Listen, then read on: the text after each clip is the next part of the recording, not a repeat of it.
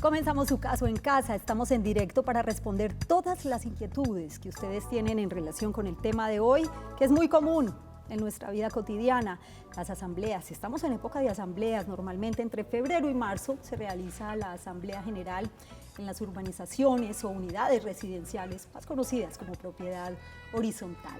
No solamente están las líneas telefónicas para que participen, también lo pueden hacer en nuestras redes sociales, en Twitter como numeral Su Caso en Casa, @Teleantioquia, y en Facebook nos encuentran como Canal Teleantioquia. Está con nosotros el doctor Alfonso Álvarez López.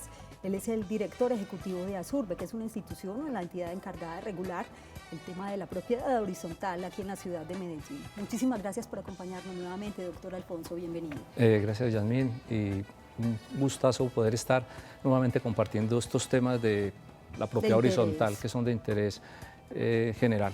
Y que generan tantas inquietudes en la población. Los invito para que aprovechen este espacio que es de servicio y solucionen todas las dudas que tienen sobre este tema de la propiedad horizontal, especialmente de las asambleas. ¿Una asamblea en propiedad horizontal se realiza anual? O, cierto, no es 2 veces al año tampoco. De pronto las extraordinarias, doctor Alfonso, ¿cómo funcionan? Bueno, ahí hay que hacer una precisión, porque por lo general se piensa que asambleas generales solamente es una. La ley lo que plantea es que al menos se debe realizar una asamblea ordinaria dentro de los 3 primeros meses posteriores a la ejecución presupuestal, al periodo presupuestal. O sea, que esa es la que se hace normalmente al comienzo del claro, año, los que es la primeros meses del año. Su filosofía es la que los propietarios puedan enterarse de la gestión, evaluarla, hacer nombramientos, tomar unas decisiones futuras. Presupuestar obras o remodelaciones. remodelaciones. Esa es como la general, y la que dicen como mínimo haga esa. Pero también se pueden, digamos, programar otro tipo de asambleas ordinarias. Sí. Que para mencionar eso tendría uno que decir por qué asambleas ordinarias, porque existe otro tipo de asambleas que son las extraordinarias. Muy bien, de esas vamos a hablar Perfecto. más adelante, doctor Alfonso, porque nos acompaña a esta hora Luz Helena, que está aquí en Medellín, en el barrio Belén. La escuchamos. Qué gusto saludarla en Su Caso en Casa. Luz Helena. Sí, buenas tardes. Bienvenida y adelante. Muchas gracias. Le quería hacer una pregunta al doctor. Por Si supuesto. una asamblea puede, digamos, suspender, congelar una deuda de un cliente, de un propietario moroso en una urbanización, y si la mora la alega el propietario moroso o la alega la administración. ¿Entendimos la pregunta, doctor Alfonso? De Sí, Luz Helena. La primera parte, Luz si sobre Helena, no la asamblea entendimos muy puede, bien. Luz digamos, Helena. condonar las cuotas morosas. Bueno, ya se nos fue Luz Helena, gracias a ella por participar hoy en Su Caso en Casa. Ustedes pueden seguir con nosotros porque estamos en directo. Sí. Doctor Alfonso. Bueno, a ver, la asamblea, digamos que es como máximo organismo de una copropiedad, es la que determina y define cuáles son los valores que deben de pagar por cuota de administración, que son argumentados en las expensas comunes que deben de... Y esa parte tienen toda la autonomía del caso, o sea, ¿eso no lo regula el Estado, el gobierno? Qué bueno, porque a veces dicen, bueno, ¿cuál es el mínimo o el máximo que se permite? No, eso es una decisión solamente de los propietarios. Muy bien. Bueno, Y volviendo con la pregunta. Y volviendo con la pregunta, entonces, ¿qué pasa? Esa es una obligación que tiene todo propietario o toda persona que decide comprar en una propiedad horizontal. Y como obligación, su compromiso, de hecho, es entrar a responder por dichos pagos. Entonces, en ese sentido, pues, la morosidad se va a generar, obviamente, con el no pago oportuno. Sí. Lo que la asamblea en un momento puede determinar son formas de pago. Es más, como ente máximo podrá decir, bueno, a ver, existen estos recursos, hay una pérdida aquí ya, vamos a ver cómo lo podemos financiar. O sea, la asamblea lo puede hacer. Sí. Nunca el consejo ni la administración eventualmente podrán hacer negociaciones con los morosos respecto a los intereses de mora, mas no sobre el capital. E incluso para poder hacer esas negociaciones sobre los intereses de mora tendrán que tener una autorización de la asamblea que les dé ese resorte, esa posibilidad de negociar. Porque los intereses de mora hay que concederlos, que generalmente no es de un solo periodo, sino de periodos anteriores. Y en esos periodos anteriores ya quedaron incluidos en unos estados financieros que fueron aprobados por asamblea. Entonces, como tal, no se pueden modificar tan olímpicamente. Ya saben entonces que sí es negociable, pero con la asamblea que finalmente es la que determina. De la asamblea para los deudores morosos. El tema de hoy en Su Caso en Casa, para quienes acaban de llegar a sus pantallas, estamos hablando de las asambleas en propiedad horizontal, que precisamente estamos en esa época y nos acompaña a esta hora Anita. La escuchamos, bienvenida. Sí, buenas noches y mil gracias por la oportunidad que nos da Teleantioquia. Esta es su casa, Anita. Dios le pague. Adelante. Mira, doctor, tenemos muchos problemas en una unidad donde yo tengo un apartamento con un administrador que lo logramos que la asamblea entendiera en el 2014 no debía de estar, porque se compraba la asamblea diciendo que no aumentaba y no aumentaba y así se fue cayendo la unidad. Resulta que la plata del 1% que ordena la ley guardar estaba completa durante 8 años de un administrador que él lo sacó para quedarse de administrador en el 2008 y esa plata no aparece, solamente nos entrega la plata de los 6 años que él estuvo. Sí. Eso, como a él se denunció de que no tenían, a pesar de que pagábamos contador público y sacábamos la plata, se denunció a la fiscalía, pero la fiscalía nos ordenaba reconstruir una contabilidad y no había forma de reconstruirla porque no tenía pues los documentos, no tenía recibos de ingresos, egresos, no habían libros y era muy difícil reconstruir y nos cobraban 500,000 pesos por cada año fuera de la auditoría. Y todos estos problemas. El 1%, este señor de estos 8 años que estuvo en la administradora anterior que entregó en el 2008 se puede recuperar a través de que de la asamblea que la apruebe para no el consejo no echarnos pues todo el problema solos. En este caso estamos hablando de malos manejos por parte de la administración, por lo que entendemos. De abrir la reunión en asamblea a ver si recuperamos esos 10 millones de pesos. Y por supuesto ya no está el administrador del que usted habla. 30 años y apenas este señor entregó como 8 millones apenas de... Muy bien, ¿qué se puede hacer ahí, doctor Alfonso? Gracias, Anita, por participar hoy en Su Caso en Casa.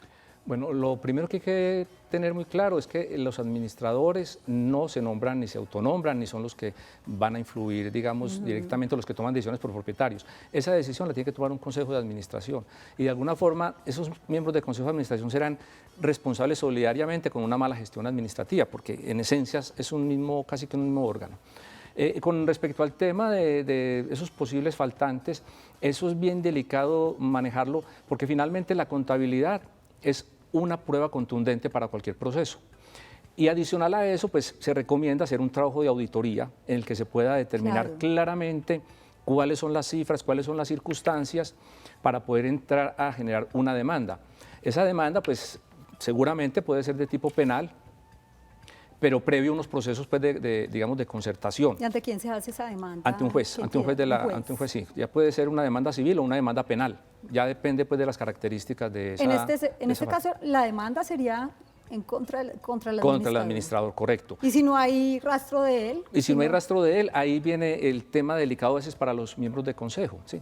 Porque en principio pues tendrá que responder un administrador, pero un consejo de administración justamente se nombra es para que a su vez vele por todos esos bienes de la copropiedad. Entonces ahí es donde se habla de la responsabilidad solidaria eventualmente de los miembros del consejo. Vamos a recibir a Eloísa, que también nos acompaña a esta hora, y luego adelantamos un poquito más, doctor Alfonso, en el tema de las asambleas, o sea, ¿para qué? ¿Con qué objetos? Ya mencionamos algunos de ellos, pero ¿quiénes pueden asistir, por ejemplo, a una asamblea y qué decisiones se toman? Está con nosotros Eloísa, la saludamos.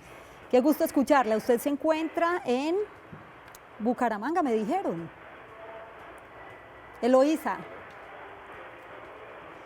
Bueno, hay como problemas en la comunicación. A Eloísa le vamos a pedir un favor y a todos los televidentes, y es que cuando estén en contacto con nosotros a través del teléfono, le bajen todo el volumen al televisor para podernos escuchar mejor. No sé si ya Eloísa está nuevamente en contacto con nosotros.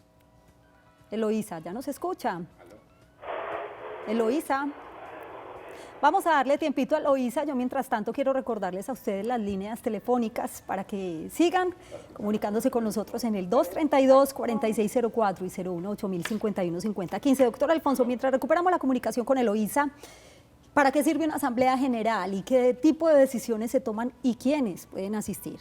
Sí, la asamblea, fundamentalmente, como lo planteaba, es un espacio, el espacio natural de información sobre la gestión que se realiza en una copropiedad. A su vez, tiene, digamos, otro tipo de decisiones que tienen que ver con los nombramientos de consejos de administración, de comités de convivencia, de revisor fiscal. Y digamos que uno de los aspectos más importantes es realmente la aprobación del presupuesto, que más allá de que simplemente represente una cuota de administración, ese presupuesto lo que va a representar es lo que la gente quiere que pase en su urbanización, porque ahí es donde se va a ver reflejado cuáles los trabajos o la gestión que se quiere dar en una urbanización. Las reformas, las remodelaciones, el tema, por ejemplo, de las zonas comunes. Claro, todos estos temas para tratar. Lo que se debe tener presente es que en su momento de tomar decisiones hay que tener mucha claridad qué tipo de asuntos se está tratando.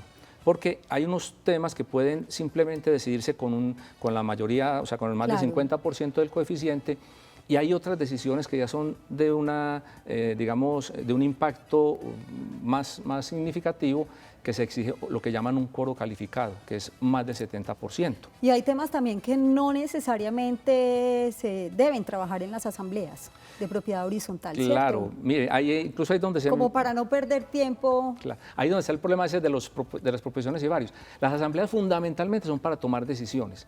Por eso es recomendable que en la convocatoria adjunten la información que se va a tratar, para que en estas asambleas no es el espacio para entrar a pedir explicaciones de absolutamente todo, sino que previamente a eso, sobre todo en los 15 días previos, se tenga la posibilidad de todos los propietarios de investigar, para que en esas asambleas simplemente se llegue casi a tomar decisiones. Y que no se hagan tan largas tampoco, doctor Alfonso, Claro. porque a veces suelen ser muy largas, de 3 y 4 horas. Lo largo depende, lo extenso, digamos, de las asambleas, eso se da fundamentalmente, es por la actitud de los participantes, de los propietarios, que a veces se extienden o se concentran en aspectos que no son realmente los fundamentales. Muy bien. Una mala moderación, una mala presidencia de una asamblea es catastrófico, pues, para ese tema de los tiempos, una mala presentación de la información. O sea, hay una serie de elementos que contribuyen a que esos tiempos se vayan extendiendo. Asambleas de las propiedades horizontales es el tema de hoy. Está con nosotros nuevamente Eloísa. ¿Ya nos escucha? Sí, señora, muy buenas noches. Buenas noches, qué alegría escucharla y adelante. Gracias, muy amable. Mire, una inquietud que tengo. Resulta de que, bueno, yo pertenezco al consejo de un conjunto. Resulta de que hace un año ya, un año aproximadamente, hay un propietario que está debiendo administración durante el año. Resulta que nosotros pues tratamos de que hiciera sus pagos y todo, hemos hablado con ella y todo, pero pues no hemos llegado a ningún acuerdo. El día que se hizo la asamblea, que fue ya este año, entonces pusimos en conocimiento de la asamblea lo que estaba sucediendo.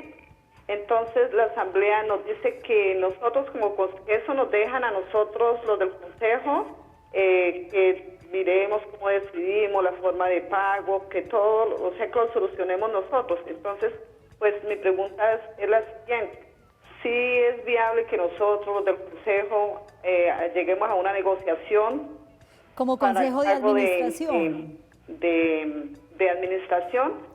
Como Tengo consejo... entendido que solamente podemos negociar los intereses, pero entonces el capital, como decía el doctor hace un rato, Sí. entonces sí nosotros podemos llegar a negociar con el propietario, ¿o qué hacemos en ese caso?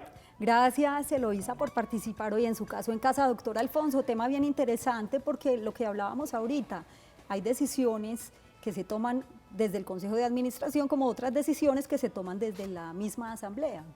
Claro, mire, a nivel de consejo, digamos que tomar esas decisiones con respecto al capital, sí recomendamos que no se toquen, que sean directamente aprobadas por asamblea. Hay que hacer una precisión. Una de las funciones de la administración es la de recaudo, y como tal, el administrador, por la ley 675, está autorizado para ejercer las funciones de recaudo, e incluso sin consultar, ¿sí? Entonces, digamos que hay una función clave en el tema de la administración. Obviamente, el tema ya cuando se trata de negociación, sí es interesante y prudente que sea una decisión de consejo, de los intereses. Entonces, ahí en esos procesos son temas a tratar. Hay que saber entender e interpretar la intención de ese moroso, porque a veces los acuerdos se van postergando. Entonces, en los morosos encontramos, no podemos estigmatizar a todos como malos, porque hay gente que puede tener dificultades. Pero hay unas personas que se especializan mucho en lograr alargar y finalmente no pagar. Entonces, ahí tienen que tener, además de los aspectos legales que los ampara, también tienen que tener un cuidado administrativo y una buena asertividad en el manejo con esas personas. ¿Cómo funciona el tema de los participantes? ¿Quiénes asisten a una asamblea? ¿Los propietarios de los apartamentos o copropietarios? ¿Un arrendatario, por ejemplo? ¿Cómo se define? Las asambleas son de propietarios, ¿sí? Pero la ley dice, los propietarios, sus representantes o delegados. Porque si el propietario no puede asistir, puede delegar a alguien. Correcto. Entonces, en principio, puede delegarlo en cualquier persona, porque la ley hasta ese momento no está pues como limitando. La participación de otras personas tendrá que ser aprobada necesariamente por la asamblea. Entonces, ¿qué pasa? Con los arrendatarios, tienen el derecho a hacerse escuchar en aquellos asuntos que les sean pertinentes a ellos. O sea, un arrendatario no puede ir a hablar del tema de presupuestos o de algunas medidas que tienen que ver del propietario, pero todas aquellas medidas que tienen que ver con el uso y goce de las zonas comunes o con algunas circunstancias que puedan en su momento, pues, digamos, afectarlo a él en su día a día en la urbanización, tiene el derecho a ser escuchado. Por eso recomendamos que de todas maneras, previo a las asambleas, se haga una convocatoria a nivel de los arrendatarios para que, si tienen inquietudes, las logren hacer para que se puedan ser llevadas a asamblea.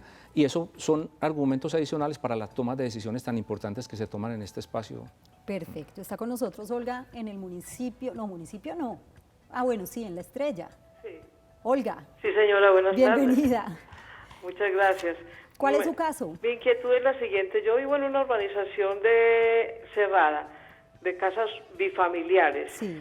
Pero resulta que esto aquí no tiene administración, no tiene nada, esto está está al garete pues completamente. Sí. Entonces la pregunta es, esto en planeación no figura como unidad cerrada, sino como abierto. Sí. Entonces nos han dicho que ese es un impedimento para sacarle personería jurídica y hacer ya pues todo el proceso pertinente para manejarlo como unidad cerrada. Entonces yo quería saber que si eso es cierto o qué se puede hacer para poner a funcionar esto pues como debería ser. ¿Qué pueden hacer en este caso? Gracias, Olga, por acompañarnos hoy en su caso en casa, doctor Alfonso. ¿Qué pueden hacer ellos en este caso? Sí, vea, lo primero... A los ojos de todo el mundo funcionan como unidad cerrada, según nos explica ella, pero realmente no lo son. Bueno, ahí hay que diferenciar y de pronto no confundir, porque a veces creemos que es cerrada porque tiene malla.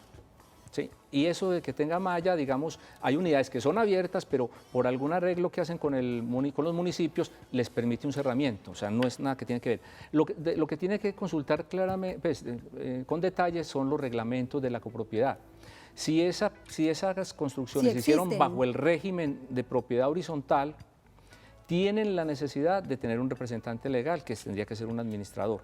Y en principio, como el planteamiento que está haciendo, si realmente es una propiedad horizontal, independiente que sea concebida como abierta o cerrada, necesariamente le tienen que dar personería jurídica. Por supuesto. Si ya han hecho el procedimiento ante la Secretaría de Gobierno de cada municipio o donde no hay Secretaría de Gobierno, al ente que la alcaldía designe, sería importante conocer bien en detalle cuáles son las circunstancias para poderles dar una orientación más precisa. Asambleas de las propiedades horizontales es el tema hoy en Su Caso en Casa. Recibimos a Gustavo, su inquietud, y la respuesta la tendremos después de la pausa. Gustavo, adelante. Lo escuchamos, Gustavo, y le vamos a pedir un favor, le baja todo el volumen al televisor. Gustavo. Sí, buenas noches. Su pregunta, por favor.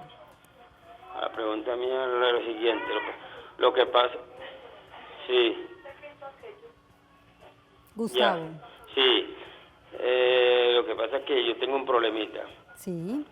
Entonces el problema que yo tengo es que una persona, un señor que por acá cerquita, me pidió un día el número de cédula. Yo no sabía para qué era bien, me dijo que para poner servicio, vamos a ver que estaba tirado por crédito. Entonces yo le di eso y cuando menos pensaba me estaban llamando de trabajo de seguido de UNE, que yo debía una cuenta que de 400 y pico y el cuenta y yo nunca me metí en eso, nunca yo he puesto UNE, internet, no he puesto nada. Y él puso todo eso. Vamos a ver que le habían mochado servicio el año pasado, que desde enero le oía mucho a todo eso, entonces me tocó ir a la cita que me pusieron allá, y yo dije, pero que yo nunca he puesto eso. Bueno, entonces vamos a hacer una ¿Ustedes cosa. cómo hacen? Yo le dije, ¿ustedes cómo hacen para ustedes escribir una persona, ponerle servicio, nada más porque le da un número de cédula, tienen que pedirle la cédula original a esa persona? Gustavo, vamos a hacer una cosa. El tema de hoy es muy específico y tiene que ver precisamente con las asambleas de las propiedades horizontales. Sin embargo, el tema o el caso que usted nos expone también es muy específico y corresponde a otro tema muy diferente al que estamos hablando hoy. Me va a dejar, por favor, sus datos por línea interna. Nos comunicamos con usted y lo ponemos en contacto con el abogado, la persona especialista que puede resolverle este caso. Así que no nos vaya a colgar, nos deja sus datos, por favor, su número telefónico para ponerlo en contacto con la persona que le puede ayudar. Muchísimas gracias por acompañarnos hoy en el programa. Hacemos una breve pausa en Su Caso en Casa. El tema de hoy, las asambleas de las propiedades horizontales. Volvemos en un minuto.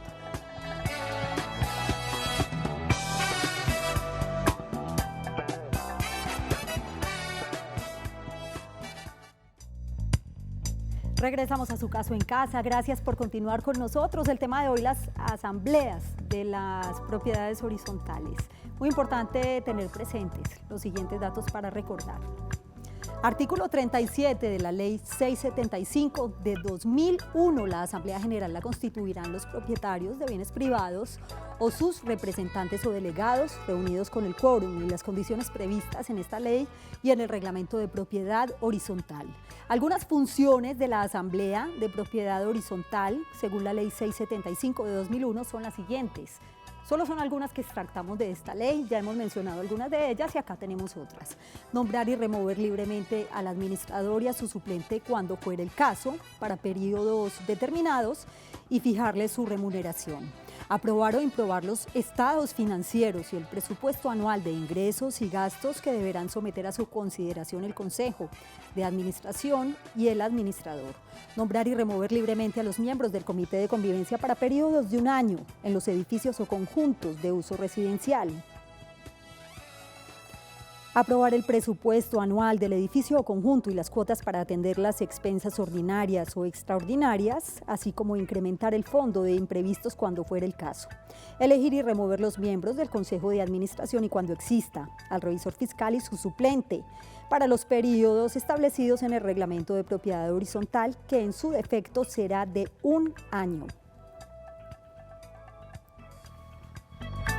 Aprobar las reformas al reglamento de propiedad horizontal. Decidir, salvo en el caso que corresponda al Consejo de Administración, sobre la procedencia de sanciones por incumplimiento de las obligaciones previstas en la Ley 675 y en el reglamento de propiedad horizontal, con observancia del debido proceso y del derecho de defensa consagrado para el caso en el respectivo reglamento de propiedad horizontal. Bien interesante este tema. No sé cuántos minuticos nos quedan para que ustedes aprovechen el espacio y puedan solucionar todas sus inquietudes. Un minutico tenemos, bueno, un minutico para unas recomendaciones finales, doctor Alfonso.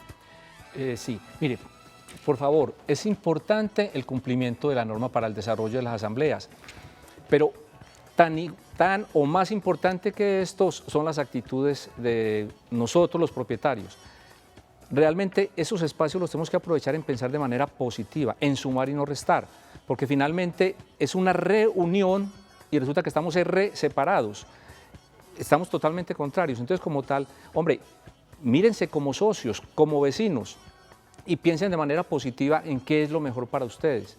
De pronto despréndase un poco de esos rencores que pueden venir de tiempo atrás, de algunas circunstancias pues, personales, y que esas decisiones estén motivadas más bien por que su comunidad, por su convivencia y obviamente pues su patrimonio sea lo mejor. Doctor Alfonso, estas asambleas también, pues quejas hay a diario, cuando se convive sobre todo en propiedad horizontal, ¿podrían llevarse quejas también allí, a una asamblea? No, entre otras cosas las recomendaciones, por favor, cuando hayan todo este tipo de quejas, previo a la asamblea, traten de trabajar y solucionar eso. Porque a veces se tornan en discusiones son cuestiones administrativas, innecesarias. son temas administrativos que para eso se nombra un consejo y se nombra una administración, para ese día a día. Las asambleas son para tomar decisiones realmente trascendentales, importantes. Es el único espacio, son unas horitas, así por mucho que se demore, son unas pocas horitas que ustedes les van a dedicar a encontrarse con todos sus vecinos, con todos sus socios y a pensar en conjunto por ese bienestar de su familia y de ustedes que están pues residiendo ahí y por mismo. Propiedades Horizontales Felices. Gracias por acompañarnos hoy en Su Caso en Casa y brindarnos orientación sobre este tema de las asambleas. Este martes estaremos hablando de pensión de invalidez para víctimas de la violencia en Colombia. Gracias por su compañía, feliz noche y feliz día para quienes nos acompañan en las mañanas. Chao.